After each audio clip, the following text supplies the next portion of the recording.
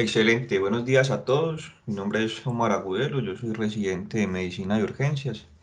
El día de hoy vamos a hablar acerca de buenas prácticas en el manejo del paciente con síndrome coronario agudo sin elevación del segmento ST. Agradezco al doctor Carlos Vallejo, urgentólogo del Hospital Alma Mater, por su asesoría.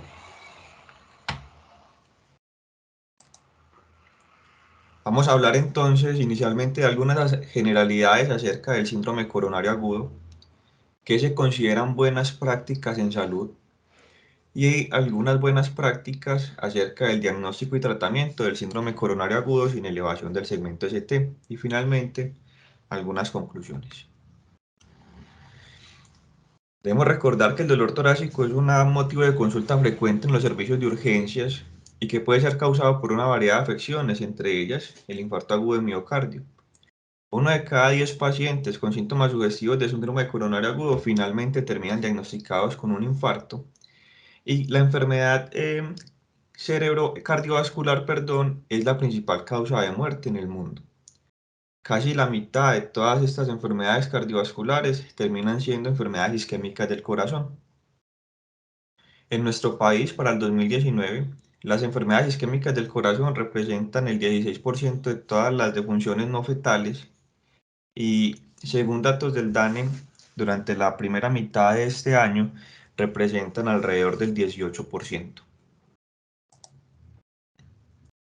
El infarto, según la cuarta definición de infarto, es considerado como una necrosis de los cardiomiocitos en un contexto que sea clínicamente consistente con isquemia y va a requerir una combinación de criterios donde va a haber ya sea un aumento o una disminución de un biomarcador cardíaco, ojalá de alta sensibilidad, con al menos un valor que esté por encima del percentil 99 del límite superior de normalidad y que tenga al menos uno de los siguientes 5 criterios que vemos acá. Síntomas de isquemia, nuevos cambios en el electrocardiograma que sugieran infarto, aparición de ondas Q, que se evidencie por imagen pérdida de miocardio viable o una nueva anomalía regional en la motilidad de la pared que corresponda con un territorio vascular o que detectemos un trombo coronario ya sea por angiografía o por necropsia. En cuanto a la fisiopatología, no me voy a extender. Quiero recordar acá la gran diferencia entre el síndrome coronario que eleva o no eleva el segmento ST y tiene que ver con la cantidad de oclusión de la luz coronaria que se tiene. En el escenario de la elevación del ST hay una oclusión completa dada por el trombo, la vasoconstricción y el estrechamiento intraluminal, mientras que en el que no eleva el ST va a haber una oclusión parcial. En general, las buenas prácticas en salud se consideran como la mejor manera de identificar, recopilar, evaluar, difundir e implementar información y, además de esto, monitorear los resultados del cuidado de la salud, y utiliza tres grandes estrategias: la evaluación de tecnologías en salud, la medicina basada en la evidencia y las guías de práctica clínica. En cuanto a la evaluación de tecnologías sanitarias, entonces es una actividad que compete a varias disciplinas, es sistemática y es independiente. Lo que busca es evaluar el desempeño, seguridad, eficiencia, eficacia, costos, relación de costo-efectividad, impacto y aspectos legales y éticos. En nuestro país, la entidad encargada de esto es el Instituto de Evaluación de Tecnologías en Salud. Por otro lado, la medicina basada en evidencia es, en pocas palabras, este proceso cuyo objetivo es el de obtener y aplicar la mejor evidencia disponible en el ejercicio de nuestra práctica médica cotidiana, y está compuesta entonces a partir de lo que saben los clínicos, lo que quiere el paciente y lo que dice la literatura. La medicina basada en la evidencia busca que utilicemos de una forma juiciosa y consensuada la mejor evidencia para tomar las mejores decisiones sobre nuestros pacientes. En cuanto a las guías de práctica clínica, lo que buscan es respaldar las decisiones sobre las intervenciones que vamos a realizar en ciertos escenarios específicos. Busca que tengamos una práctica un poco más homogénea a la luz de la evidencia y desalentar prácticas que son inapropiadas. Estas pautas se basan en la mejor evidencia científica y en el consenso, y en un consenso profesional de expertos que van a tener en cuenta también la posición de los pacientes. Y es que, por ejemplo, en el caso de la guía de práctica clínica del 2017 de síndrome coronario agudo, podemos ver que en el equipo desarrollador tuvieron en cuenta los pacientes y cuidadores. En este caso, por ejemplo, lo hicieron a través de una encuesta y como característica en general de las guías de práctica clínica, usualmente participan pacientes que tienen o tuvieron la enfermedad o cuidadores que conviven directamente con pacientes que tienen esta condición. Y debemos recordar que las guías de práctica clínica, si bien pueden complementar, eh, pueden servirnos de ayuda al momento de tomar decisiones, no la van a suplementar y siempre es el juicio clínico e individual del profesional el que debe primar al momento de tomar las decisiones.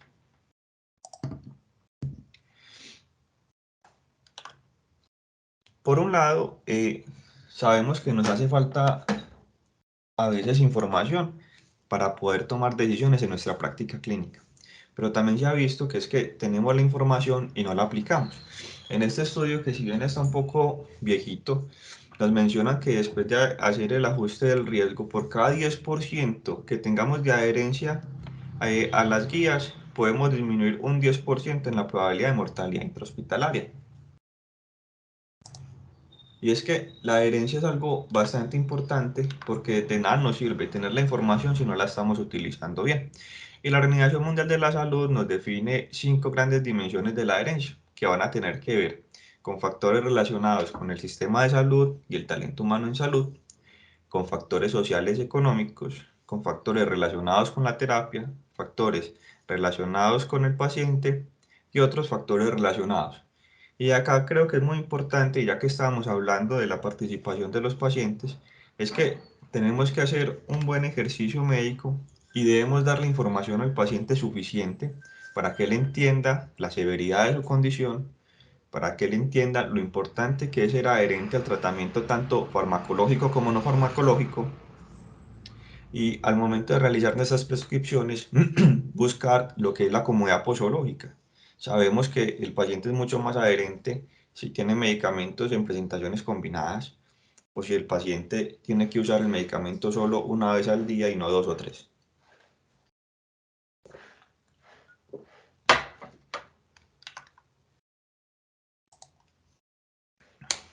Ya entonces, mezclando lo que son las buenas prácticas en salud con el síndrome coronario agudo, vamos a empezar con buenas prácticas al momento del diagnóstico. Y es que tenemos que tener en cuenta tres grandes puntos claves: la presentación clínica, los hallazgos electrocardiográficos y el biomarcador. Cuando mezclemos estas tres cosas, vamos a poder llegar a cualquiera de los diagnósticos, ya sea un síndrome coronario con elevación del ST, un síndrome coronario sin elevación del ST o una angina inestable. Y es que esto nos lo plantean en términos de probabilidad. Arranquemos hablando de que el síntoma cardinal en la presentación clínica va a ser el dolor torácico, y el dolor torácico se define como esta sensación desagradable o incómoda en el tórax anterior que podría ser secundaria a un origen cardíaco.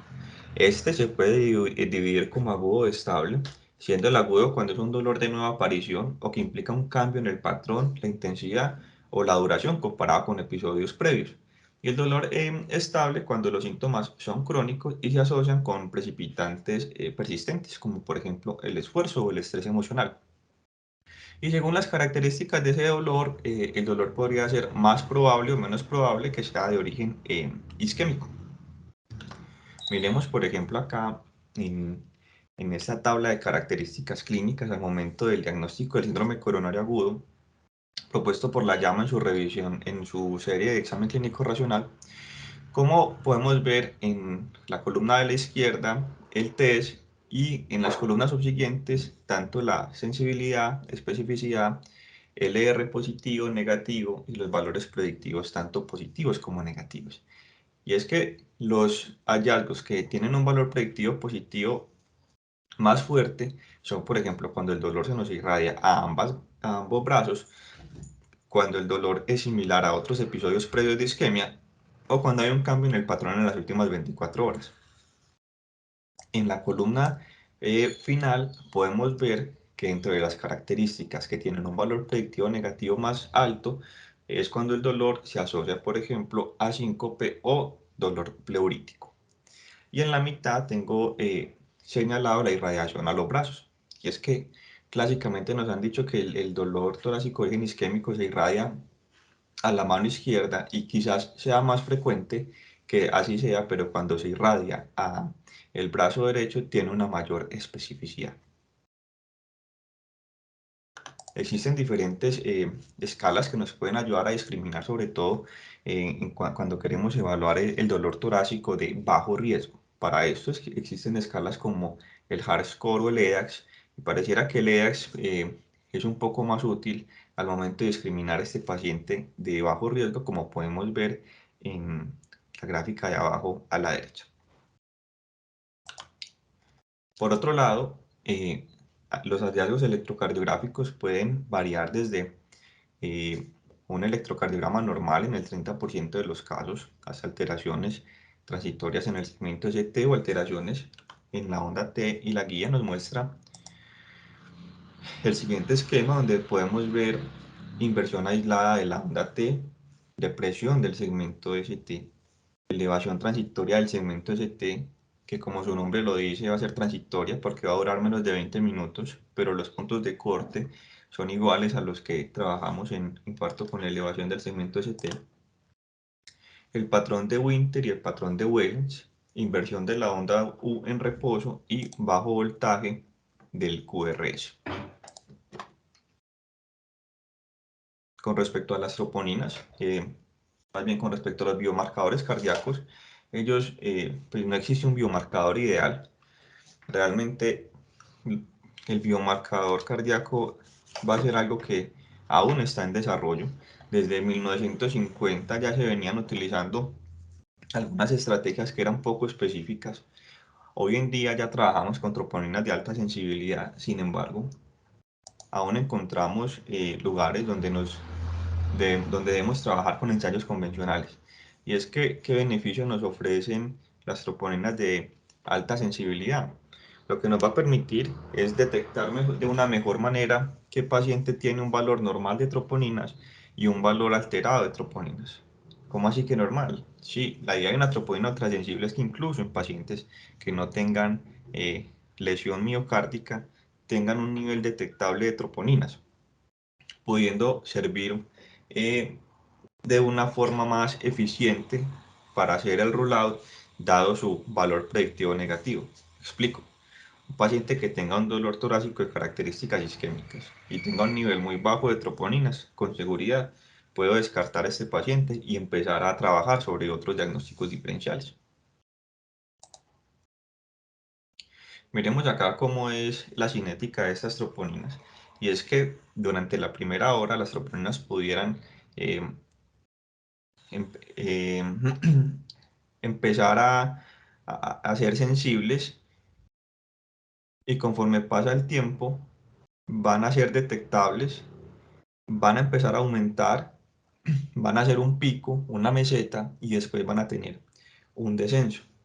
Es importante que existen algunos factores de confusión porque las troponinas se podrían comportar un poco, bueno, el comportamiento realmente va a ser el mismo, pero pudiéramos tener elevaciones que pudieran confundirnos, como es el caso de la edad, la enfermedad renal, el tiempo transcurrido entre el inicio del dolor y el sexo. Sin embargo, la guía al momento de realizar los puntos de corte, pues no nos hace estas diferencias. Lo que sí tenemos que tener claro es en qué momento estoy tomando yo la troponina, porque si la estoy tomando de una muestra muy temprana, podría no estar elevada. Si empiezo a tomarla un poco más tarde, podría haber ese comportamiento ascendente de la troponina. Si la tomo muy tardía, podría no ver una variación en esa troponina que de pronto esperaba. Y si la muestra es muy tardía, no vería un ascenso, sino ya un descenso. Miren que el comportamiento es diferente a cuando vemos el daño miocárdico crónico, que tiene una muy poca variación. Existen otras causas de elevación de las troponinas, y es que la troponina es muy específica para la lesión miocárdica, pero no quiere decir que esto sea igual a infarto, y siempre tenemos que tener en nuestra mente los demás diagnósticos diferenciales y el contexto clínico del paciente. La troponina, entre más elevada, pues más orienta a que sea efectivamente secundaria a un infarto o a una miocarditis, pero no debemos dejar de lado todos los diagnósticos diferenciales que van apareciendo en el camino. La guía nos propone entonces un algoritmo de 0 y 1 hora, de 0 y 1 hora y de 0 y 2 horas, alentando a que usemos idealmente el algoritmo de 0 y 1 hora, y nos da una troponina según como su fabricante, y nos da unos puntos de corte. Según el punto de corte, inicialmente a mí me van a interesar estas dos columnas, cuando la troponina está muy baja o cuando está alta. Si la troponina de entrada está muy baja, yo con seguridad podría hacer el rule-out de este paciente, al igual que si la troponina de entrada está alta, podría hacer el rule-in. Pero cuando me queda cualquier valor intermedio, debería evaluar cuál es el cambio a 1 hora. Y si está por debajo del valor de referencia de la columna de no 1 hora, podría hacer el rule-out. Y por el contrario, si está por encima del valor de referencia de la columna del delta de 1 hora, podría hacer el ruling. Y miremoslo acá un poco más claro. Tengo un paciente que tiene una sospecha de síndrome coronario agudo sin elevación del segmento ST. Si de entrada me da muy baja o no hay un cambio significativo a la hora, puedo hacer el rollout de este paciente, y esto no quiere decir que le voy a dar de alta. Necesariamente quiere decir que voy a buscar otros diagnósticos diferenciales que podría pensar según el riesgo que yo calcule, si lo voy a estratificar de una forma no invasiva, por ejemplo. Si entra la troponina media alta o si hay un cambio importante en el delta de 1 hora, esto me confirmaría el ruling, y este paciente pues debería ser hospitalizado idealmente en una unidad de cuidados coronarios para su vigilancia, y debe ser llevado entonces a la coronariografía y al ecocardiograma. Si tengo cualquiera de otros de estos un resultado diferente a los que ya mencioné, entonces este paciente entra en esta zona amarilla de observación, de tomar una troponina a las 3 horas, de realizar un ecocardiograma y de evaluar concienzudamente cuál es el riesgo de este paciente y qué otros diagnósticos diferenciales va a tener. Porque dentro del espectro de pacientes que se quedan en esta zona de observación, alrededor del 38% va a ser diagnósticos de origen no cardíaco, un 24% diagnósticos cardíacos pero no coronarios, un 21% anginas inestables y solo el 15% efectivamente infartos agudos de miocardio. Y como punto de buena práctica clínica, cuando lleguemos a trabajar a nuestra institución, debemos tener muy claro cuál es el tipo de troponina que tenemos y cuáles son los puntos de corte para dicha troponina. Por ejemplo, en el hospital Alma Mater tenemos disponibilidad de atélica, que es de Siemens, y como pueden ver acá, pues atélica de Siemens no aparece por ningún lado. Entonces, lo que debemos hacer es buscar los estudios de validación de dicha troponina, y en este caso es este, publicado en el 2019, donde tomaron más de 1900 pacientes y definieron cuál era el percentil 99 tanto para mujeres como para hombres.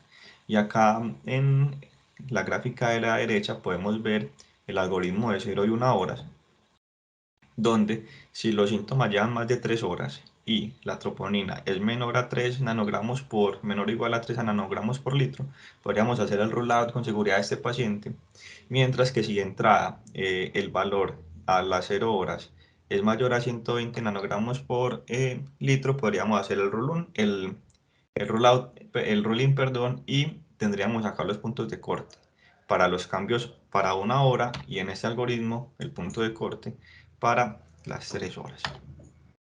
Acá forma entonces esquemática, tengo un paciente con una presentación clínica sugestiva.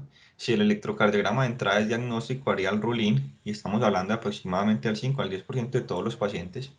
Si el electrocardiograma no es diagnóstico y la presentación clínica sugestiva, debo hacer entonces las troponinas. Si la troponina inicial está alta, pues haría el rule-in, y se trataría de un síndrome coronario sin elevación del segmento ST, que corresponde a más o menos al 15 al 20% de todos los pacientes con dolor torácico. Si la troponina de entrada es negativa, entonces este paciente hace el rollout. Si no tengo ninguno de esos dos valores, hago el control a 1 hora. Si el cambio es relevante, hago el roll-in. Si el cambio no es relevante, hago el rollout. Y si todavía no logro ubicar al paciente en uno de estos dos espectros, entonces le hago la ecocardiografía, la troponina de control a las 3 horas y ya defino. En los colores podemos observar cómo en verde el riesgo de que tenga un infarto al momento de la visita o que tenga un evento MACE a los 30 días es menor al 0,3 y menor al 0,5% respectivamente. Y es que podemos ver que dentro de las causas de dolor torácico, la angina inestable representa alrededor del 10% y otro tipo de cardiopatías que expliquen el dolor, el 15%. Después de esto, debemos calcular cuál es el riesgo de nuestro paciente. Las guías actualmente nos recomiendan que hagamos el GRACE para definir cuál puede ser la mortalidad a la admisión y a los 6 meses de nuestros pacientes con síndrome coronario agudo y se considera de alto riesgo cuando es mayor a 140. En cuanto a buenas prácticas en el tratamiento, entonces surgen diferentes preguntas que debo responderme. Venga, ¿qué voy a hacer con este paciente? ¿Dónde lo voy a hospitalizar? Si tengo los recursos necesarios para solucionar las necesidades de mi paciente. En cuanto al tratamiento farmacológico, planteo las siguientes. ¿Puedo utilizar la morfina en mi paciente? ¿Cuándo debo colocarle oxígeno al paciente? ¿Qué terapia antiisquémica, antitrombótica debo utilizar? ¿En qué momento debo realizar la coronariografía? Y hacer el tratamiento de las comorbilidades, especialmente hipertensión y diabetes, y empezar a considerar el tratamiento a largo plazo, ya sea con beta bloqueadores y ECA-2, antagonistas de los receptores de mineralocorticoides, estatinas e IBP. Pero hoy, por cuestiones de tiempo, nos vamos a concentrar solo en las 4 que están en negrita. Con respecto a dónde hospitalizar a este paciente, las unidades de cuidado coronario existen hace mucho rato. De hecho, en otros países las dividen como cuidados coronarios intensivos o intermedios. Y las recomendaciones son que hospitalicemos acá a los pacientes cuando tienen un infarto con elevación del segmento ST o cuando tengan síndromes coronarios inestables de alto riesgo. Miremos, por ejemplo, acá que si bien es el mismo grupo de pacientes que se deben hospitalizar allá, nos muestran en la gráfica de la izquierda que el paciente que está en urgencias en la unidad de dolor torácico, si bien pasa a la unidad de cuidados coronarios, nunca se devuelve. Y es que estos pacientes después de que ingresan acá ya se deben definir si van a hospitalización usual, si van al cateterismo, si van a cirugía o si van a una unidad de cuidados intensivos coronarios para el contexto de ellos. Y las guías entonces nos dicen que estos pacientes deben de tener una monitorización continua del ritmo por el alto riesgo de inestabilidad eléctrica y que deben estar en una unidad de monitorización, especialmente durante las primeras 24 horas o hasta que suceda la angiografía y la revascularización, si es que es candidato a revascularización percutánea.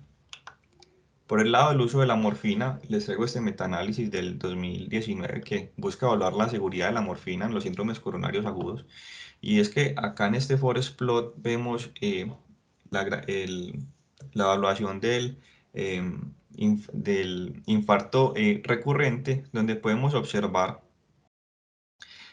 cómo en los pacientes que están hospitalizados pareciera que el grupo de la morfina tiene un mayor riesgo de reinfarto. Y fíjense que el intervalo de confianza no atraviesa la unidad. No así cuando hablamos, por ejemplo, mortalidad por cualquier causa, donde sí lo atraviesa, al igual que en ACV, al igual que en sangrado mayor y menor. Y nos preguntamos entonces por qué la morfina nos está aumentando el riesgo de reinfarto. Y es que existen varias teorías, una de ellas es que la morfina lo que va a hacer es, por un lado, disminuir el vaciamiento gástrico y enlentecer el efecto de la terapia antiagregante dual, especialmente de las cianopiridinas, y por otro lado, interfiere a nivel hepático con el metabolismo de las mismas. Miren acá, por ejemplo, en este estudio donde miran cómo la morfina podría dilatar o atenuar el efecto del ticagrelol. Y en la gráfica vemos en la parte superior el ticagrelol y en la parte inferior el metabolito activo del ticagrelol. En azul el placebo y en rojo puntiagudo la morfina, y miren que en presencia de morfina se va a disminuir tanto, se disminuye el pico y las concentraciones a nivel del tiempo. Y se cree que esto puede explicar por qué en ese grupo de pacientes encontramos más recurrencia del infarto. Yo creo que como mensaje acá importante debemos de pensar lo siguiente. Si el paciente tiene una obstrucción coronaria, el dolor va a resolver una vez solucionemos esa obstrucción. Mientras tanto, nuestra primera línea van a ser los nitratos, y si de pronto es refractario al manejo con estos, podríamos considerar la morfina, siempre y cuando la morfina no nos vaya a retrasar la revascularización del paciente. Diferenciar muy bien también si el paciente tiene dolor o si se trata de ansiedad, porque en ese caso se beneficiaría un poco más se beneficiaría de benzodiazepinas. En cuanto al tratamiento antiisquémico, entonces acá nos recomiendan utilizar nitratos de administración intravenosa o sublingual. Nosotros debemos tener en cuenta que si vamos a usar nitratos, debemos evitarlo si tiene una presión arterial sistólica menor de 90 o si hay una caída de 30 milímetros de mercurio con respecto a la basal. Debemos evitarlo en pacientes con frecuencias por encima de 100 o menores de 50, si tienen infarto con extensión hacia el ventrículo derecho o si hay un uso reciente de inhibidores de la fosfodiesterasa como el sildenafil o el tadalafilo. Y cuidado en los pacientes con cardiomiopatía hipertrófica porque podríamos ocasionar una obstrucción al tracto de salida del ventrículo izquierdo. Por otro lado, eh, tenemos, perdón, por otro lado tenemos los beta bloqueadores donde si bien hay indicación, no hay afán de utilizarlos. Tenemos tiempo para hacerlo de forma progresiva, y es que el beta bloqueador de forma aguda en ciertos pacientes nos podría precipitar un choque cardiogénico, y es lo que tenemos que tener presente. Miremos acá en este estudio, el COMIT, donde identificaron que pacientes que le colocaban beta bloqueador, que pacientes que les colocaban beta bloqueador venoso desarrollaban choque cardiogénico y muerte. Con las flechitas les muestro que los que más lo desarrollaban eran los pacientes con más de 70 años, pacientes que presentaban con más de 12 horas de evolución de los síntomas, pacientes que tenían presiones arteriales sistólicas menores a 120, frecuencia cardíaca por encima de 110 o que debutaban con Philip Class 2 o 3.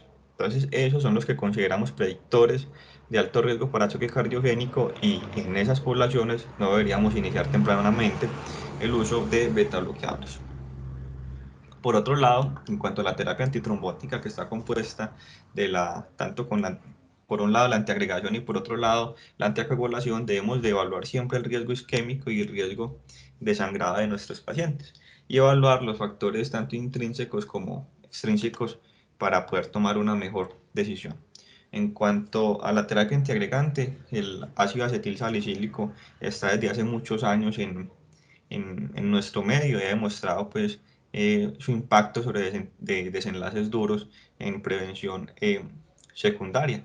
Él actúa inhibiendo el tromboxano A2 y la ciclooxigenasa plaquetaria, que finalmente va a inhibir la agregación.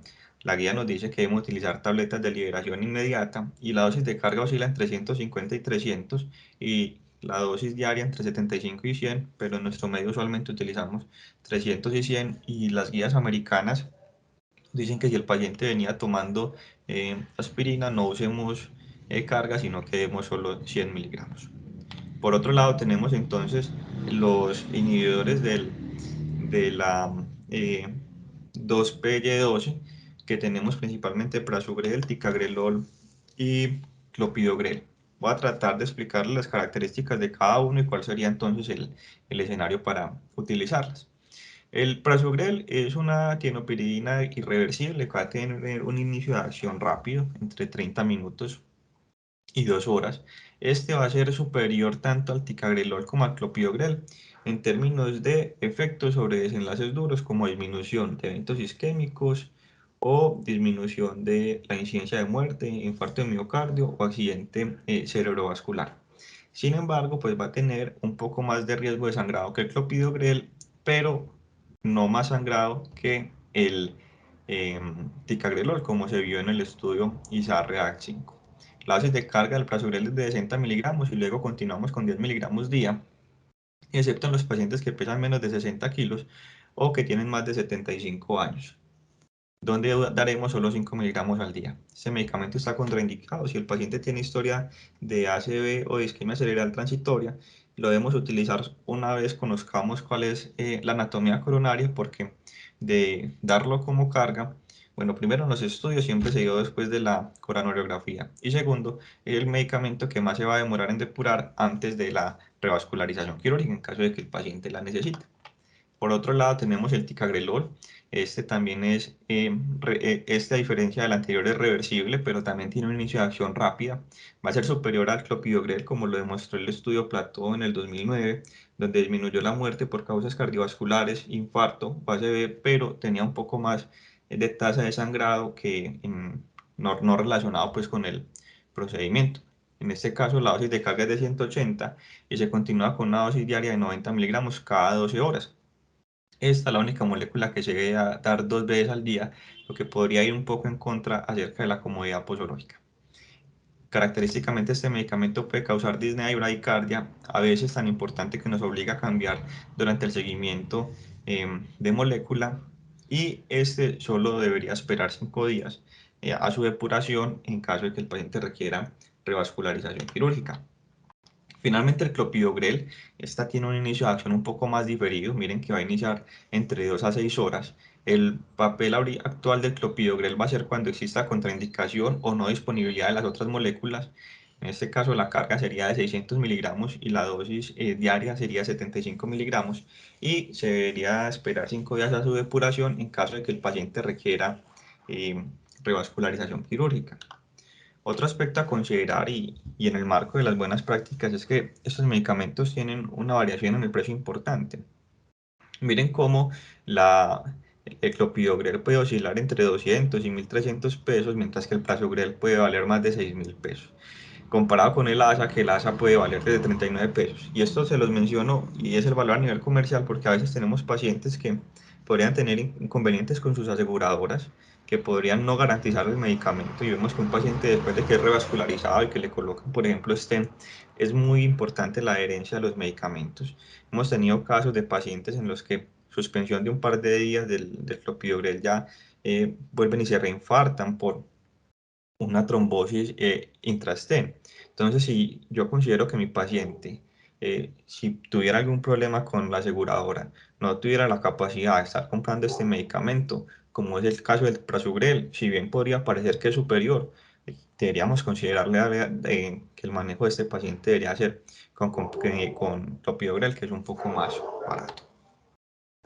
Otra cosa que les quiero comentar al respecto es que ahora las guías nos dicen que no debemos dar el pretratamiento sistemático con las quinopiridinas, porque se ha demostrado que si la estrategia va a ser invasiva, es decir, en menos de 24 horas, y el paciente le salen las coronarias sanas, pues expusimos al paciente a un riesgo de sangrado adicional que no necesitaba. O si de pronto cuando hacen la coronariografía encuentran una anatomía de alto riesgo que podría ser quirúrgica, y el equipo de cirugía cardiovascular define que lo va a operar, pues este paciente debería quedarse hospitalizado esperando a que, a que depure el medicamento, y durante esta hospitalización pues no solo aumentan los costos, sino que también el paciente muchas veces se infecta y entonces empieza a retrasar la revascularización final del paciente. Si la, si la revascularización consideramos que se puede demorar más de 24 horas por las condiciones que estamos observando, ahí sí podríamos considerar el pretratamiento en estos pacientes, y sabemos que el prasugrel, que podría ser la mejor molécula, no podríamos darla. En cuanto al tratamiento ya anticoagulante, la guía nos dice que podemos usar heparinas no fraccionadas, fondaparinux, enoxaparina y vivalirudina. La heparina no fraccionada es la que tiene una recomendación clase 1A. La dosis de la heparina que vamos a dar desde urgencias es diferente a a la dosis de la heparina que se va a dar ya a nivel de la sala pues de hemodinamia. Si se va a demorar que llevemos al paciente a hemodinamia, la dosis que queríamos utilar desde urgencias es de 60 unidades por kilo, máximo 5.000, y continuar a 12 unidades kilo hora, máximo a 1.000 unidades hora, y hacer los ajustes según el protocolo institucional. Por el contrario, sí, bueno, es que realmente no hay contraindicaciones grandes para el uso de la heparina no fraccionada. El espacio del fondaparin no sería en el escenario que el paciente tenga una, una trombocitopenia inducida por heparina, pero el fondaparin no está ampliamente disponible y entiendo que es costoso. Por otro lado, la enoxaparina, deberíamos utilizar dosis usuales de anticoagulación, 1 miligramo cada 12 horas subcutáneo. Sin embargo, hay estudios que han tratado de mirar, venga, realmente la enoxaparina podría ser utilizada en este escenario, porque se sabe que la enoxaparina es más segura y es más económica y es más práctica de utilizar que la heparina no fraccionada. Y en este metaanálisis quiero mostrarles cómo en el paciente con elevación del segmento ST sí tiene un claro beneficio, no así en el paciente que tiene un síndrome coronario agudo no ST. Miren que en negrita, al final, en los pacientes que tenían un síndrome coronario agudo sin elevación del ST, finalmente nos atraviesa la unidad. Y cuando suman tanto los pacientes con elevación como sin elevación, pareciera que hay un beneficio pues neto, pero es por esto que no usamos la enoxaparina como primera línea aún. Finalmente, entonces tenemos un paciente que nos consultó, tenemos un diagnóstico de infarto sin elevación y tenemos que ubicarnos dónde estamos. Si estamos en un centro sin PCI o si estamos en un centro con PCI. Si estamos en un centro con PCI, debo de evaluar el riesgo de mi paciente. Si el riesgo es muy alto, este paciente es candidato a una estrategia invasiva inmediata, es decir, antes de 2 horas. Y que es muy alto riesgo, es el paciente que tiene inestabilidad hemodinámica, que está con un choque cardiogénico, que tiene un dolor recurrente o refractario a pesar del manejo médico óptimo, que desarrolla arritmias ventriculares o colapsantes, que tiene complicaciones mecánicas asociadas al infarto, que tiene una insuficiencia cardíaca en relación al infarto que está debutando, o que encontramos una depresión del segmento de ST de más de 1 milímetro en 6 o más derivaciones con una elevación del segmento ST en ABR o B1 que podría ser sugestivo de un compromiso del tronco principal izquierdo.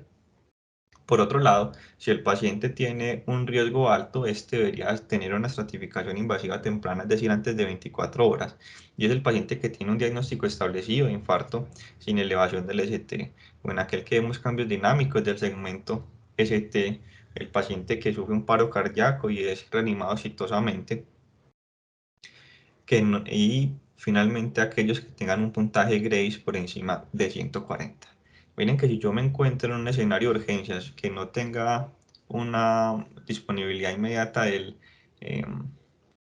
de la intervención coronaria percutánea, este paciente debe ser trasladado en el escenario de muy alto riesgo de inmediato a un centro con PCI o en el escenario de un alto riesgo el mismo día.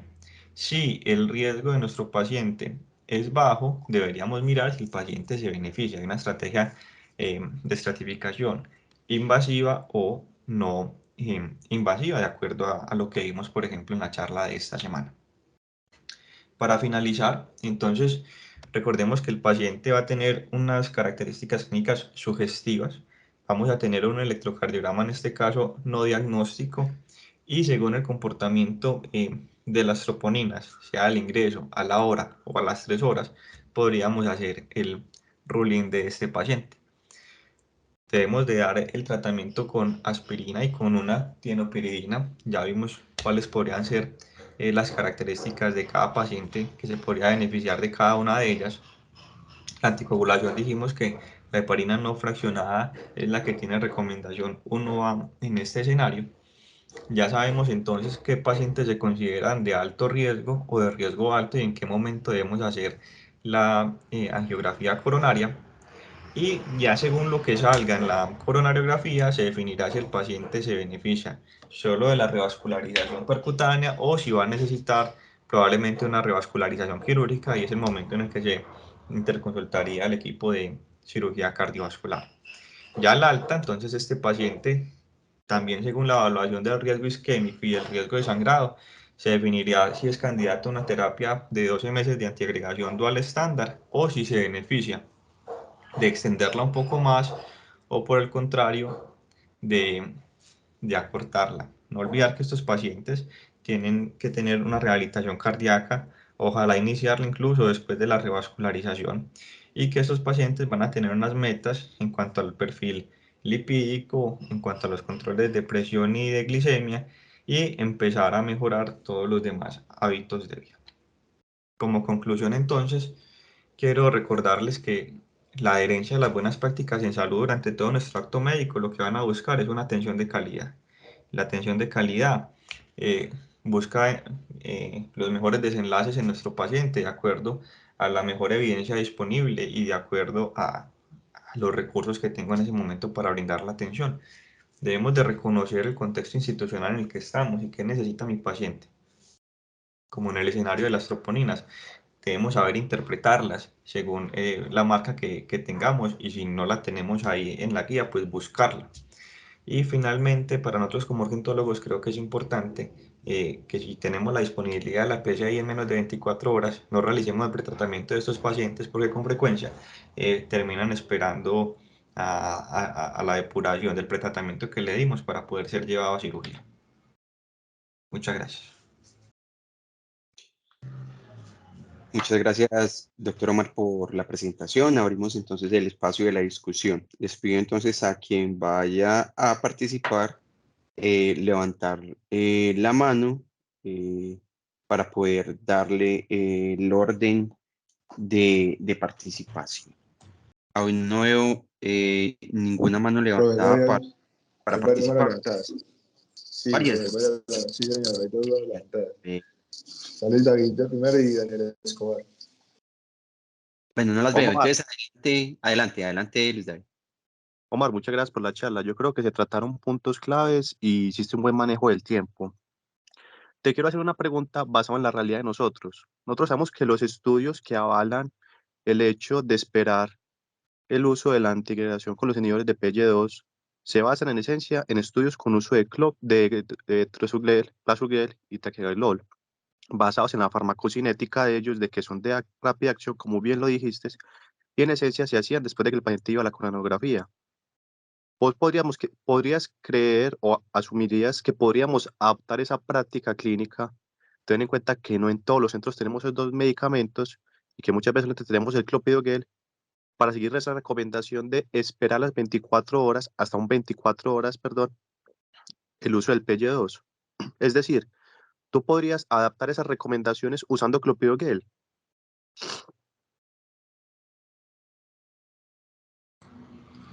Luisa, gracias por participar.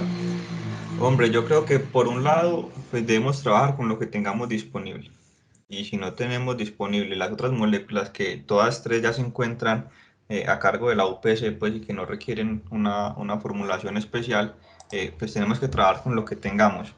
Ahora, realmente dar o no dar el inhibidor antes de la coreanografía, eso está estudiado en centros en los que lo tienen ahí inmediatamente. De hecho, se vuelve una zona, digamos que de incertidumbre. ¿Qué pasará en los lugares donde no la tenemos? Y ahí incluso el nivel de recomendación, miren que cambia. Yo lo que creo es que tenemos que establecer unos protocolos institucionales basados en nuestra realidad y en lo que tenemos, evaluar la evidencia y qué puede ser lo mejor para nuestros pacientes. En la experiencia que tengo actual es en la cardiovascular, que es donde estoy rotando, y allá con alguna frecuencia vemos pacientes que son cargados a nivel extrainstitucional o incluso desde urgencias, y cuando lo llevan a la coronarografía o sorpresa, requieren revascularización quirúrgica, y muchos de estos pacientes terminan desarrollando infecciones y, y prolongando el momento de la revascularización final. Yo realmente no leí con el escenario puntual del clopidogrel, teniendo en cuenta que su efecto podría demorarse un poco más. ¿Qué pasa si a estos realmente no les damos esa antiagregación en las primeras horas antes de que sea llevado finalmente a la revascularización? Pero creería que con la aspirina y la anticoagulación, perdón, que si debemos iniciarla ahí inmediatamente, el paciente podría quedar eh, protegido, si lo que nos preocupa es que le haga falta ese segundo antiagregante. Entonces, por lo que te entiendo, no lo harías, porque en esencia no hay evidencia. O sea, utilizar clopidogrel como una estrategia del uso de la integración solamente después de coronografía. Si yo sé que ese paciente le puedo dar la coronografía antes de 24 horas, yo después de lo que revise creo que no daría el pretratamiento. Ah, listo, porque realmente lo que uno mira en literatura es que es un bache, porque realmente no vas a encontrar nunca un estudio, pues en este momento no hay ningún estudio que avale esa conducta de utilizar específicamente el clopidogrel después de la coronografía. Todavía sigue siendo ese bache en la literatura porque no sabemos qué puede pasar en esas 8 horas que se demora el clopidogrel en hacer efecto. Entonces es algo que todavía la literatura nos debe una respuesta. Y otra pregunta es relacionada que sabemos que dentro de la buena práctica clínica del paciente con dolor torácico está el uso seriado de toma de electrocardiogramas, incluso hasta derivadas extendidas. ¿Vos qué opinas de eso? Luis, sí, mira, las guías, como sabemos, nos recomiendan que debemos tener un electrocardiograma realizado e interpretado en los primeros 10 minutos desde que llega el paciente. Y como punto de buena práctica deberíamos adaptar todos a hacer un electrocardiograma de control. Muchas veces estos pacientes podrían no tener nada al ingreso y en el electrocardiograma de control ya mostrar la elevación, o por el contrario ingresar con una elevación y en el electrocardiograma de control ya no verla. Con respecto a las derivadas extendidas, el electrocardiograma nos da una foto inicial de 12 puntos que no corresponden a todas las paredes del corazón. Y si bien hay, digamos que hallazgos indirectos que nos podrían hacer buscar, por ejemplo, derivadas posteriores o evaluar si hay extensión a ventrículo derecho, pues hasta ahora no hay una recomendación fuerte que nos diga debemos hacerlo de forma rutinaria. Sin embargo, después de lo que revisé, yo creo que es un punto de buena práctica clínica hacerlo de forma rutinaria, especialmente en aquellos pacientes que de pronto que persistan con el dolor o que tengan un cambio en el patrón. ¿Y nos podrías dar una recomendación de cuánto tiempo le hacemos el electrocardiograma? ¿Cada 5 minutos, cada media hora, cada hora, hasta que el paciente no tenga dolor, cuando tenga dolor? Algo para que nos podamos llevar a la casa. Las recomendaciones que revisé hablaban de electrocardiogramas seriados, pero no recuerdo que mencionaran un intervalo específico. Creería yo que debería haber una diferencia entre el electrocardiograma inicial y el electrocardiograma de control de por lo menos 20 minutos y hacer nuevos si vemos cambios en las características clínicas del paciente o como por ejemplo aumento del dolor o cambio en el patrón.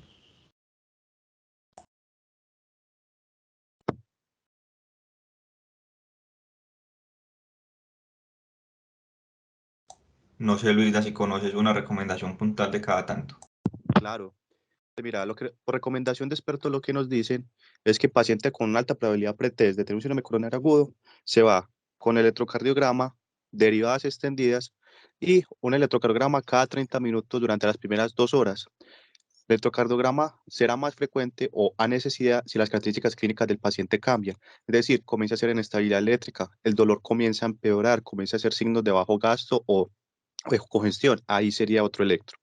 Pero el resto de pacientes que su condición clínica es estable se ha demostrado que hasta las primeras 2 horas es como el momento más crítico donde usted puede ver cambios dinámicos en el electrocardiograma que te pueden aumentar la sospecha o no de algún evento que esté ocurriendo que oriente más a que la posibilidad sea algo origen coronario. Muchas gracias, Luis. Doctor Daniel Escobar, adelante. Profe, ¿me escuchan ahí? Sí, señor. Listo. Prefiero cederle mi palabra primero a Santiago y después participo yo. Bueno, adelante, doctor Santiago Quintero. Buenos días a todos. Omar, muchas gracias por tu presentación. Quería preguntarte, al final concluyes que la adherencia a las buenas prácticas impacta en la atención de la calidad de los pacientes. Sin embargo, no vi durante la presentación que presentaras indicadores o alguna otra estrategia que objetivizara esa adherencia a las recomendaciones de las guías de práctica clínica, ni tampoco ningún trabajo que hablara sobre cuál era el impacto de medir o el impacto de tener ciertas metas en esos indicadores y en qué desenlaces impactaba en los pacientes. No sé si de pronto lograste revisar algo sobre el tema.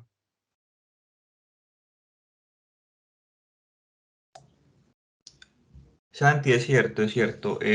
Pude revisar el trabajo de unos compañeros que evaluaban la evaluación de adherencia a guías en varias instituciones de la ciudad, compañeros del programa, y ellos se planteaban que dentro de todos los puntos que ellos evaluaban de adherencia en cuanto a, por ejemplo, al momento del diagnóstico, al momento del tratamiento farmacológico, una de las cosas que ellos veían que menos adherencia había era sobre todo con medicamentos como los IECA o los ARA2.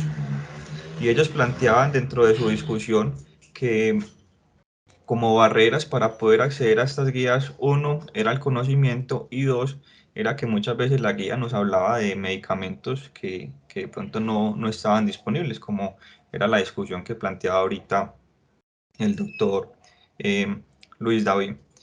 Por otro lado, cuando hablamos de guía tenemos que pensar en el mejoramiento. Cuando hablamos de adherencia a guías tenemos que hacer una evaluación. Entonces esa evaluación usualmente la hacemos a través del ciclo PHBA, que tiene que ver con el planear, hacer, verificar y actuar. Entonces cuando una institución define que va a utilizar cierta guía de práctica clínica, porque la institución dentro de su información documentada la debe tener, ellos deben establecer, listo, vamos a utilizar esta guía, vamos a utilizar este protocolo de 0 a 1 hora, de 0 a 2 horas, de 0 a 3 horas, por ejemplo. Y entonces le dice a todo el equipo de trabajo que lo debe utilizar. Empieza ya la fase del hacer, donde vamos a empezar a ejecutar estas recomendaciones, pero yo debo hacer un seguimiento, como bien lo decías. Durante el seguimiento me voy a dar cuenta que se está haciendo bien, que se puede mejorar, y es ahí dentro del verificar donde lo identifico. Empiezo a generar unos planes de mejora y finalmente los ejecuto con, digamos, el objetivo de mejorar la práctica. Como tal, Santi, dentro de lo que revisé, no te puedo decir puntualmente qué desenlaces fuertes impacten o mejoren cuando se hace este sistema, pero por lo menos desde la plausibilidad, así es que conozco que funciona.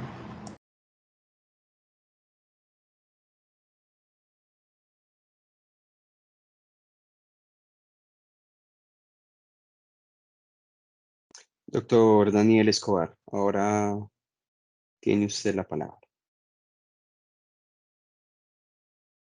Listo. Omar, ¿me escuchas ahí, cierto? Sí, doctor Daniel. Listo, Omar. Omar, primero que todo, me adhiero pues a lo de Luis, muy buena charla. La verdad, pues, tocar como todos estos temitas y tratar pues como de reforzarlos, siempre está pues como bien para tratar de mantener uno como un esquema mental de qué es lo que debería hacer y qué es lo que no se le debe pasar. Y como muy bien muestras, pues hay como cositas que de verdad, pues, sí no debemos dejar pasar por alto. Yo quiero decir tres, cuatro cositas. La primera, me gustaría que abrieras de pronto otra vez la presentación. Claro. Y entre las primeras diapositivas que tienes una de medicina basada en la evidencia, que es con un diagrama, pues con unos conjuntos ahí.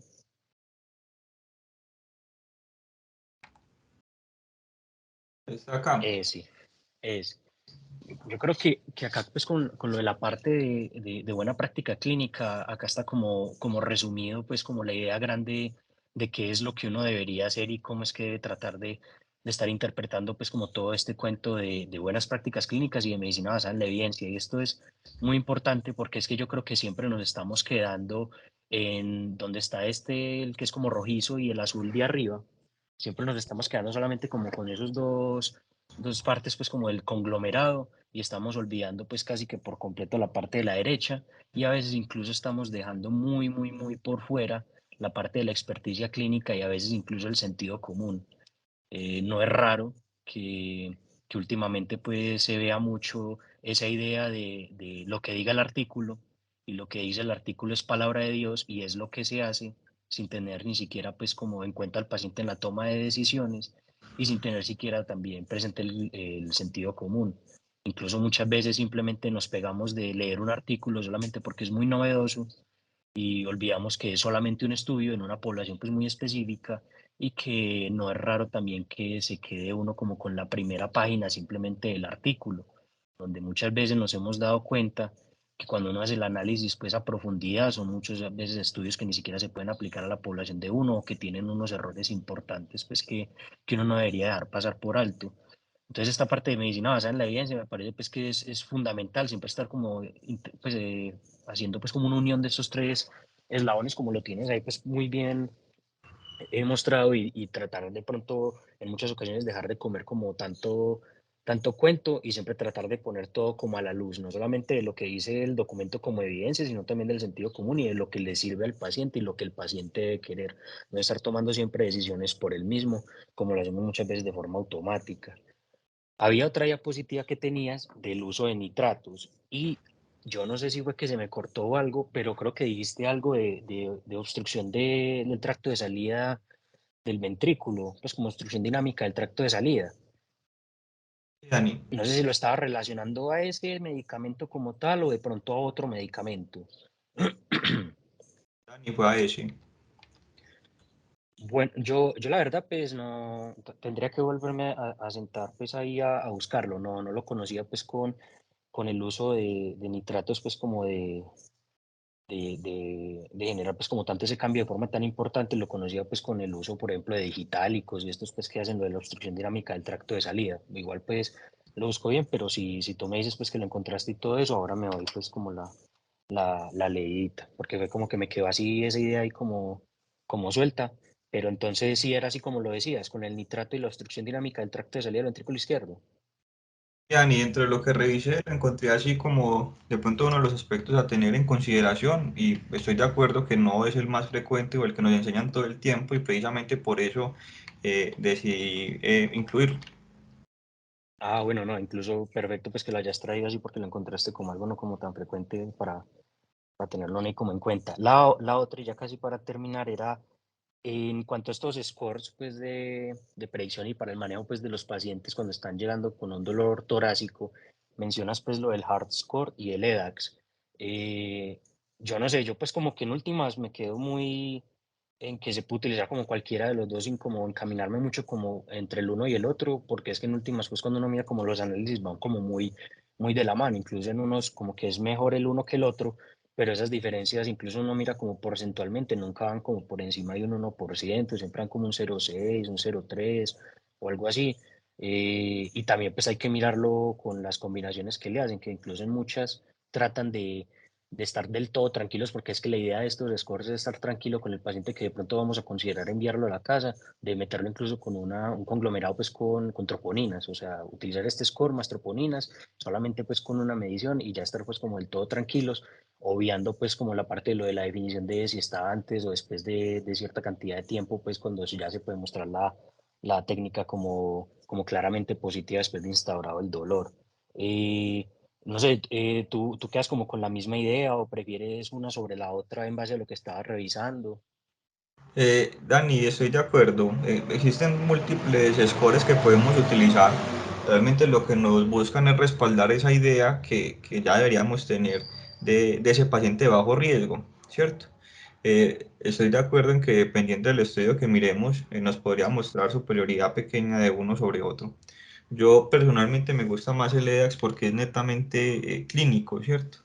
Para poder diferenciar de pronto inicialmente ese paciente en el que no voy a ahondar en más estudios. No todo dolor torácico sabemos que es igual a troponina, si ya lo veíamos que teníamos que partir desde la probabilidad pretest para que esto pudiera tener, digamos que, una mayor precisión. Creo que podemos utilizar cualquiera de las herramientas con las que nos sentamos más cómodos, utilizar incluso varias herramientas a la vez, pero retomando lo que vos decías al momento de la medicina basada en la evidencia, tenemos que entender eh, en qué contexto se hizo cada una de estas escalas, qué pacientes incluyó, qué desenlaces evaluó y con el que yo me sienta más cómodo. Eso, porque es que incluso muchas veces ve uno este mismo de la historia altamente sugestiva, por ejemplo en el hard score, y que eso ya a una te empieza como a elevar pues como lo de la puntuación de una forma pues como muy importante, y en últimas va mucho pues con ese juicio clínico que quiere hacer uno como de la situación, y la idea en realidad es esa, pues tratar de que esos pacientes pues no se nos escapen. Y la última solamente es como una bobadita pues ahí cortica, y es que es muy curioso esta parte de lo de los medicamentos que estamos utilizando, pues de lo de las dosis de cargas. Si bien pues listo, tenemos claro lo de la aspirina, luego también tenemos pues como los otros medicamentos como se estaba mencionando ahora, el Clopil, el Prazo, el Tica. Es muy curioso como cuando uno lo mira en charlas pues que se hacen de pronto a nivel internacional y todo, cuando se hace como el análisis de listo, qué se le pone, y que es muy respuesta así, casi que refleja por parte de los médicos de toda esta región de Latinoamérica, decir directamente el clopio, o sea, como que es una cosa demasiado generalizada, que no están tan disponibles los otros medicamentos, pese a como vos lo mostraste, pues que tienen una evidencia pues mucho más fuerte y que deberían ser pues como la primera elección, sin obviar que, por ejemplo, en la misma guía está claro que cuando no se dispone del uno del otro, se pueden utilizar, y que realmente hay evidencia pues que va a favor de poder utilizar el CLOP, y pues obviamente cuando no se tiene ninguna de las otras dos. Por ejemplo, están los análisis que se han hecho, es difícil pues, no se va a encontrar que uno encuentre el clopi versus placebo, pero sí vas a encontrar el clopi pues adicionado a lo de la aspirina, y está lo de este Oasis 7, que era el que le mostraba a uno que sí había disminución pues como de recurrencias y todo. Entonces uno también puede decir, listo, si no tengo ninguno de los dos, también hay algo con que justificar que voy a utilizar este otro. Y nada, Omar, muchísimas gracias, de verdad.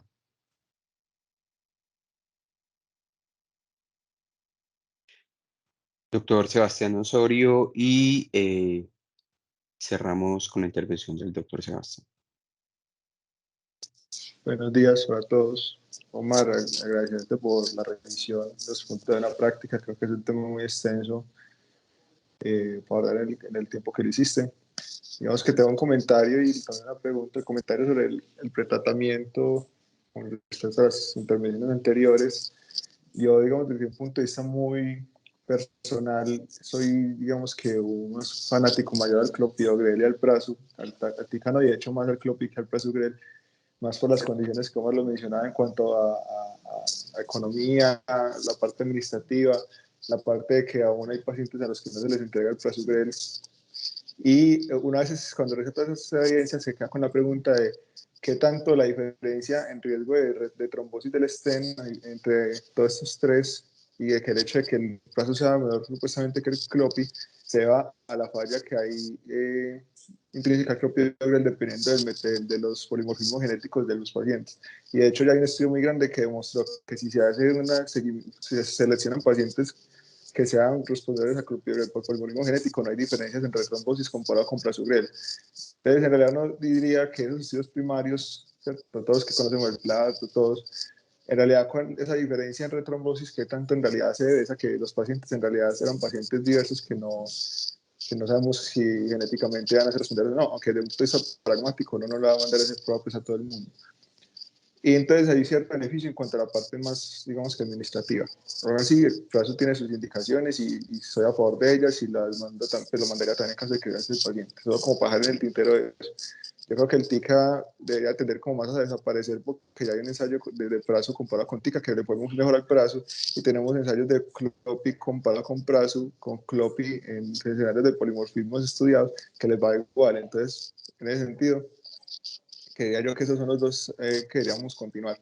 Ahora, tengo una inquietud, digamos, comentario, es que concuerdo con el comentario que hizo el doctor Juan Manuel en el grupo académico, es que uno lo que más le asusta a veces, lo que más le inquieta es cuando se toman decisiones partiendo o similares, si es un ST o un ST, cuando digamos que tenemos evidencia en ambos grupos de manejos que vemos que varían en muchas cosas. Pero cuando uno va, como que piensa un poco, casi que todo lo que hacemos en realidad se hace con mucho en la fisiopatología, y vamos a mostrar la gráfica de cómo en el ST la fisiopatología parte de una oclusión aguda total.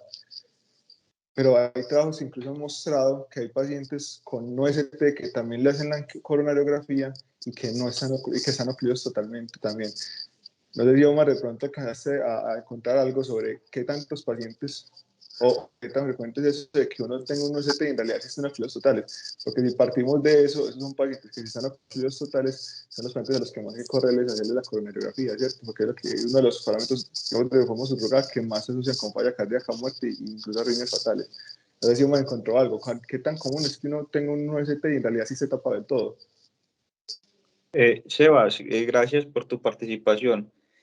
Parce, mira, dentro de lo que, qué pena, Sebas, dentro de lo que revisé, no encontré como tal en la literatura, pero de los 2 meses, del mesecito largo que llevo acá en la cardiovascular, lo que he visto es que estos pacientes no están obstruidos completamente, pero sí tienen obstrucciones del 98, el 99%. Y esos pacientes, finalmente, como vos decís, sí son los que terminan con por lo menos alteraciones en la contractilidad o unas FEBIs más deprimidas. Sí, pues, en realidad no es tan común, diría uno, que uno encuentra trabajos que hablan de que hasta un 30% de los no ST están ocluidos totales, pero lo que también es el mensaje de que cómo podemos lograr identificar a los pacientes de modo clínico, ya sea con cambios dinámicos, de cada serie o si continúan con dolor, porque eso impacta en el manejo, ¿cierto? Con lo que, para responder con una de las preguntas que dicen ahí, el uso de fibrinolíticos en estos pacientes no está recomendado, ¿cierto? Porque hasta el 60-85% de los casos todavía tienen perfusión en la coronaria y usted darle fibrinolítico a un paciente que aún perfunde algo, eso antes aumenta el riesgo de que se trombosen más y que se mueran más. Entonces, yo creo que hay como un paradigma ahí que con el tiempo va a tender como a abrir un poco más el campo, así de verdad la definición debería ser receptor no ST o ocluido y no ocluido.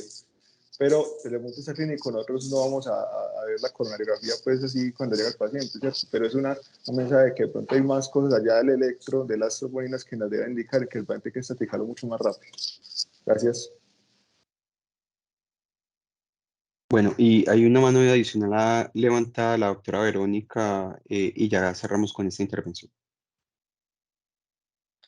Buenos días, Omar, muchas gracias por la revisión muy completa. Solamente pues como para puntualizar con algo que fue lo que estabas mencionando, los scores de riesgo, de probabilidad pues de eh, cuando usted se enfrenta al paciente por primera vez y mencionabas pues que el EDAX es solamente como clínico, pero finalmente cuando uno analiza el EDAX así de bajo de riesgo, te sugiere que siempre debe ir acompañado de electrocardiograma y toma de biomarcador. Entonces, finalmente los dos, tanto el Harris Score como el EDAX, requieren que tengas electro y troponina, y yo creo que eso es algo que en la práctica uno tiene que empezar como a evaluar, porque esos pacientes que quizás uno se confía solamente por algunas características iniciales y los manda para la casa o no los atiende pues como por el servicio de urgencias, son los que llegan después complicados, que se inestabilizan en la casa, que tienen alguna complicación adicional. Entonces, a mí me parece que es muy difícil cuando usted se enfrenta al paciente, por ejemplo, en un triaje, y que el motivo de consulta es un dolor torácico, tomar la decisión de darle salida directa sin al menos un electrocardiograma y una toma de biomarcador. Y yo creo que es de esos puntos que son pues como supremamente difíciles de transmitir al personal de enfermería, a los compañeros pues que están con uno en el servicio de urgencias, y tomar la decisión de a quién sí y a quién no hacerle pues como el ingreso y tomarle pues como los exámenes iniciales. Muchas gracias. Gracias, Vero. Bueno, muy bien, muchas gracias a todos por la participación. Doctor Omar, muchas gracias por la presentación. Eh, es un esfuerzo bastante grande el que usted realizó, pues, de un tema tan amplio y tan profundo en cada uno de los ítems. En gracia y discusión hay varios elementos que se deben analizar con mayor profundidad, pero como usted lo mencionó al principio, digamos que en aras de la buena práctica, cada uno de esos elementos van a tener, digamos, información desde el punto de vista de medicina basada en la evidencia, desde el juicio clínico y adicionalmente a ello de las preferencias y valores de pacientes y familiares que deben ser tenidos en cuenta para realizar pues, esa buena práctica clínica. Hay un elemento que si bien pues, se ha tocado, digamos, con mayor énfasis durante la charla y es específicamente el de la adherencia a la buena práctica clínica. La buena práctica clínica en términos generales, pues una disminución, una adherencia a la guía de práctica clínica puede disminuir en un 10% las complicaciones y la mortalidad en los pacientes interhospitalarios cuando se adhieren a las guías de práctica clínica. Sí, en el tintero y es específicamente estas guías pues, que cambian relativamente con frecuencia cada 2, cada 3 años, pues digamos cómo se ajustan, digamos, esos efectos en relación con esos desenlaces en salud. Y adicionalmente a eso, con respecto a la administración de las tienoperidinas, específicamente si prasugrel o, perdón, inhibidores de la P2Y2, si prasugrel o clopidogrel, pues en términos generales, pues por lo menos a lo que apuntan los estudios al día de hoy, es que el prasugrel por lo menos debería de ser esa primera línea de manejo en los pacientes en los cuales se sospecha, hay una alta sospecha de síndrome coronario agudo y que dentro de ese síndrome coronario agudo haya, pues digamos, como fisiopatología la obstrucción de la arteria coronaria, pero como usted bien lo mencionó, pues digamos que en la gran mayoría de estos casos la administración de este medicamento era posterior al conocimiento de la anatomía coronaria. Y el riesgo de sangrado en estos casos en comparación con el clopidogrel es mucho mayor cuando se da clopi versus prasugrel. Sin embargo, en los escenarios que se salen, por ejemplo, de esos estudios que son aquellos casos en los cuales los pacientes superan el tiempo, por ejemplo, en nuestro caso por limitaciones geográficas, por limitaciones administrativas, pues digamos que esa es la decisión que debemos de tomar desde el punto de vista de buena práctica, ¿sí? Y yo creo que usted nos da elementos en aras de esa discusión y también pues buenos elementos para la toma de decisiones. Bueno, muchas gracias a todos por la participación entonces en esta actividad académica y de nuevo, doctor Omar, muchas gracias y nos vemos en otra oportunidad.